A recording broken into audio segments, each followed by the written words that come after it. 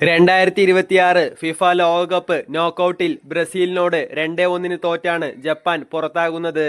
Japan തോൽവി വഴങ്ങിയെങ്കിലും മത്സരശേഷം മൈതാനത്തരങ്ങേറിയ വികാരനിർഭരമായ കാഴ്ചകൾ football ലോകത്തിന്റെയാകെ ഹൃദയം കീഴടക്കി. തോൽവിക്ക് ശേഷവും കാണികളോട് ആദരവ് പ്രകടിപ്പിച്ച ജപ്പാൻ താരങ്ങളുടെയും പരിശീലകൻ ഹാജിമ മൊറിയാസുവിന്റെയും പെരുമാറ്റം ഫുട്ബോൾ ലോകത്തെ കണ്ണീരിലാഴ്ത്തി.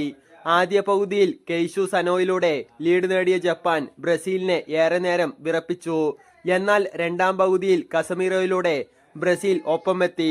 മത്സരം അധിക സമയത്തേക്ക് നീങ്ങുമെന്ന് തോന്നിപ്പിച്ച നിമിഷത്തിലാണ് ഇഞ്ചുറി ടൈമിന്റെ 5-ാം മിനിറ്റിൽ ഗബ്രിയേൽ മാർട്ടിനെല്ലി ബ്രസീലിന്റെ വിജയ ഗോൾ നേടിയത്.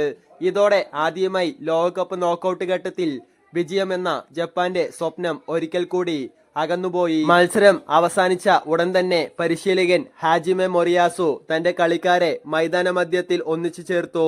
വൈകാരികമായ ഒരു ചെറിയ പ്രസംഗത്തിന് ശേഷം അദ്ദേഹം ടീമിനെ നയിച്ച് തങ്ങളെ പിന്തുണയ്ക്കാൻ എത്തിയ ജപ്പാൻ ആരാധകർക്ക് മുന്നിലേക്ക് നടന്നു. വല്ലാതെ വികാരധീനനായിരുന്ന മൊറിയാസു ആരാധകർക്ക് മുന്നിൽ തലകുനിച്ച് വണങ്ങി. പിന്നാലെ എല്ലാ താരങ്ങളും അദ്ദേഹത്തെ അനുഗമിച്ചു. തോൽവിയുടെ വേദനയിലും കൂടെ നിന്ന ആരാധകരോടുള്ള നന്ദി പ്രകടനമായിരുന്നു ആ മനോഹരമായ കാഴ്ച. ആരാധകർ വലിയ കയ്യടികളോടെയാണ് ടീമിനെ വരവേറ്റത്.